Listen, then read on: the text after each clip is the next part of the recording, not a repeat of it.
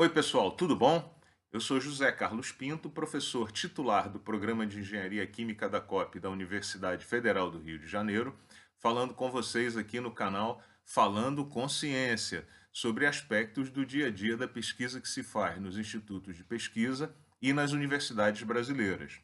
No vídeo de hoje, a gente continua avaliando os ataques que vêm sendo feitos de forma continuada ao ensino público e gratuito, em particular as universidades públicas, durante essa janela de oportunidade que a pandemia de Covid-19 abriu por conta da relativa desmobilização da comunidade acadêmica. Uma primeira nota muito importante diz respeito ao fato de que o governador Wilson Witzel, do estado do Rio de Janeiro, enviou no dia 20 de abril de 2020 à Assembleia Legislativa do Estado um projeto de lei número 2419 de 2020, em que abre a oportunidade de que as universidades estaduais, no caso a Universidade do Estado do Rio de Janeiro, a UERJ, a Universidade Estadual do Norte Fluminense, a UENF, e a Universidade Estadual da Zona Oeste, a UESO, assim como a Fundação de Amparo à Pesquisa do Estado do Rio de Janeiro, a FAPERJ, sejam privatizadas ou abandonadas pelo governo do Estado do Rio de Janeiro, que dessa forma deixaria de cumprir as suas obrigações com a educação superior e com o financiamento à ciência e à tecnologia. O fato é muito grave e, como vocês podem imaginar, tem gerado todo tipo de contestação na sociedade do Rio de Janeiro. Como vocês também podem imaginar, o governo do estado se pronunciou dizendo que não tem interesse de privatizar essas instituições, embora, se isso realmente fosse verdade, ninguém entende por que essas instituições teriam sido incluídas em um plano de privatização e de redução de investimentos do Estado. O que se propõe aqui, na verdade, é uma vez mais um ataque ao apoio ao ensino público e gratuito e às atividades de ciência e tecnologia pelos órgãos governamentais. De maneira também muito significativa, um segundo fato diz respeito à demissão da professora Sônia Bal da direção de avaliação da CAPES, e em seu lugar foi indicado o professor Marcelo Hermes Lima. Segundo as notas oficiais e as reportagens, você vai encontrar vários links aqui na descrição do vídeo, a professora Sônia Bal não suportava mais as várias intervenções não técnicas do ministro da Educação no trabalho de avaliação da sua diretoria na CAPES. De maneira muito significativa, o novo indicado, o professor Marcelo Hermes Lima, é presidente de um movimento de direita chamado Movimento Docentes pela Liberdade, que pretende promover a pauta da direita e a organização de docentes de direita nas universidades brasileiras. É muito significativo que o professor Marcelo seja uma espécie de astro que aparece em vários vídeos promovidos pelo Brasil Paralelo, numa série chamada Pátria Educadora, em que o professor Marcelo desanca o ensino público e as universidades brasileiras como se ele não fosse parte do processo e não fizesse parte dessas instituições. Apenas para registro, o professor Marcelo, ele é formado em Biologia pela Universidade Federal do Rio de Janeiro, ele tem mestrado e doutorado em Biofísica, também pela Universidade Federal do Rio de Janeiro, e hoje é professor da Universidade de Brasília. Portanto, uma pessoa que construiu toda a sua vida acadêmica e toda a sua vida profissional no ensino público brasileiro. O que nós vemos nesses eventos é o ataque continuado às instituições públicas de ensino, pesquisa e de estudos e desenvolvimento de trabalhos científicos no país. É muito significativo que o professor Marcelo seja estrela dessa série chamada Pátria Educadora do Brasil Paralelo, porque durante cerca de 3 horas e meia, num primeiro episódio, a série mostra como a educação foi prejudicada pelo crescimento dos trabalhos científicos e da importância da ciência e pela intervenção do Estado, que passou a obrigar todos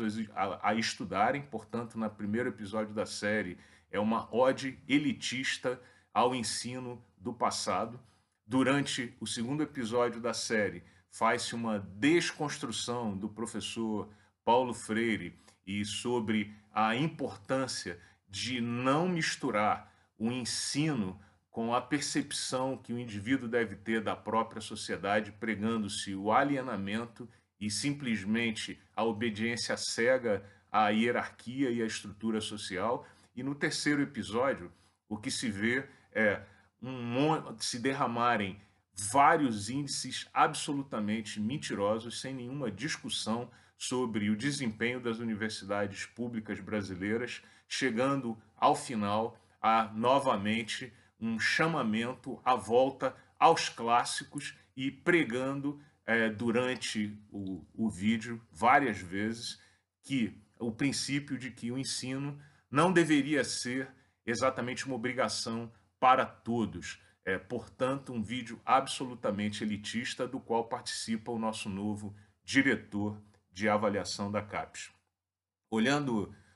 a diretoria do Movimento Docentes pela Liberdade, e o colega que tiver essa curiosidade pode checar esses dados por conta própria, eu me dei ao trabalho de pegar cada nome da diretoria desse movimento e olhar no currículo Lattes, sua produção e a sua inserção acadêmica, e você vai se dar conta rapidamente que nenhum deles, absolutamente nenhum deles, poderá ser aprovado para atuar em nenhum programa de pós-graduação pelo seu presidente, o professor Marcelo, porque não tem produção compatível com o que deles se espera para atuação científica, de pesquisa e de geração de conhecimento nas universidades brasileiras, o que estabelece uma contradição profunda, porque aqueles que criticam a atuação da universidade não conseguiriam sequer se encaixar nessa universidade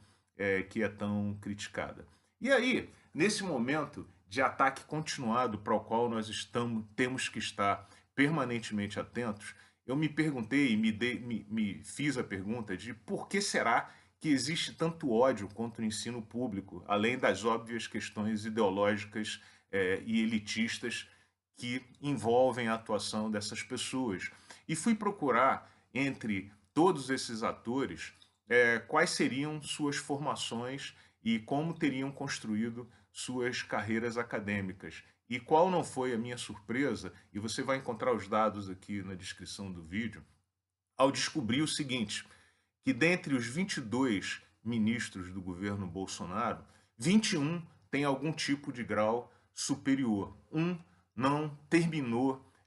o curso de graduação numa universidade privada. Todos os outros 21 terminaram seus cursos de maneira apropriada. É curioso ver que justamente aquele ministro que atuou numa universidade privada, que foi, na verdade, o ministro do Turismo, Marcelo Álvaro Antônio, que não terminou a graduação, justamente ele tenha estudado numa universidade privada, talvez não tenha conseguido arcar com os custos ou não tenha tido motivação para continuar no curso. Dos outros 21, apenas 4 tiveram formação em universidades privadas. Então a gente vê que praticamente todo o governo, a cúpula do governo Bolsonaro, se formou nas universidades ou nas instituições públicas. Dos 4 que se formaram em ambientes privados, um deles, que é o ministro de Desenvolvimento Regional, Rogério Simonetti Marinho, se formou pela Universidade Potiguar, que é uma instituição privada no Rio Grande do Norte, mas curiosamente iniciou a sua carreira como professor da rede pública de ensino no Rio Grande do Norte. Olha que coisa curiosa, né? Um dos ministros, que foi a ministra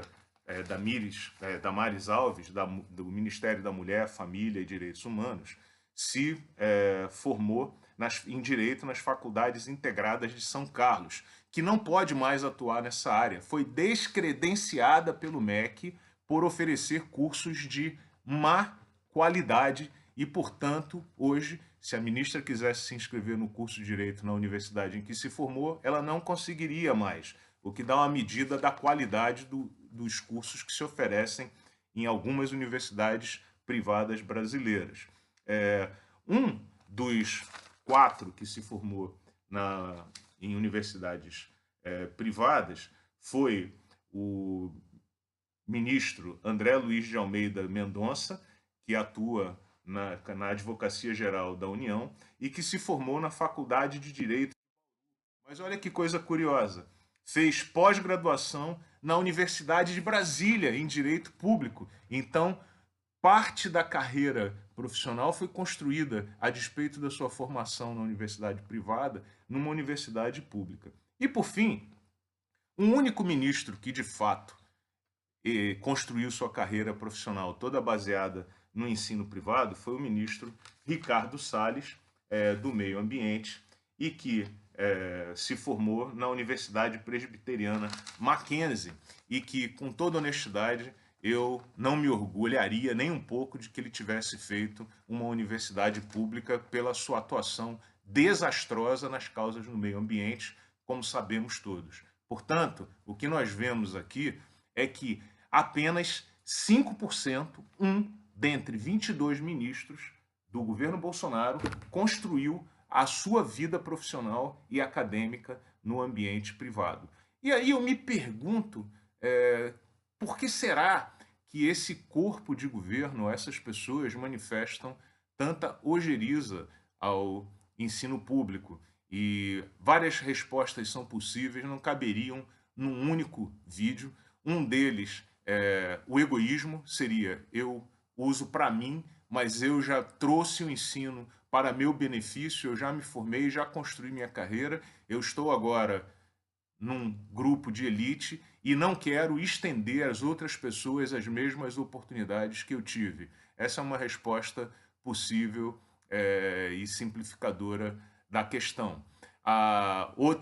Uma outra resposta possível é a total falta de visão estratégica sobre os benefícios do país e o fato de terem uma atuação obtusa, em que não reconhecem que os méritos da educação que tiveram e das oportunidades que tiveram para o desenvolvimento das suas carreiras. E uma outra possível seria a mera questão do convencimento ideológico. Ok, eu me beneficiei disso, mas mesmo assim eu acho que os pobres e os menos assistidos deveriam continuar exatamente onde eles estão. Enfim, muitas respostas são possíveis. No vídeo da Pátria Educadora, que circula, que está disponível na internet, dessa instituição chamada Brasil Paralelo, que passa boa parte do vídeo pedindo dinheiro às pessoas para enviarem e para continuarem mantendo a sua produção de caráter meramente ideológico e detratora das instituições, é feita várias vezes uma ode à educação não baseada em princípios científicos, e isso talvez explique um pouco o ódio às instituições públicas de ensino, de ciência e tecnologia. Nós vemos que esse uso ou não uso da ciência tem controlado bastante as ações do governo federal durante a pandemia e muitas das discussões. O que se prega é que o Estado não deveria se envolver com as questões do ensino, que deveriam ficar por conta das pessoas, para que se abrissem oportunidades como de, por exemplo, o ensino do criacionismo na sua plenitude, como é defendido pelo atual presidente da CAPES, né? O professor Benedito Aguiar, que infelizmente advoga essa causa numa instituição pública que deveria defender o ensino público de qualidade e a visão científica do mundo. Enfim, esse é o momento em que nós vivemos. Você vai encontrar dados sobre cada um dos ministros aqui embaixo na descrição do vídeo para você checar, e é momento de estarmos todos os que acreditam no futuro do Brasil e nos que acreditam na importância da educação para traçar as trajetórias futuras dos cidadãos brasileiros e do desenvolvimento econômico e social do país, que estejamos unidos, porque os ataques têm sido constantes. Senhor Witzel, revogue o projeto de lei enviado à Assembleia Legislativa. Senhor Marcelo, você não me representa. A gente faz parte de uma universidade que prega o ensino e a pesquisa na plenitude e o conhecimento como base de todo o desenvolvimento humano. Um grande abraço e até o próximo vídeo.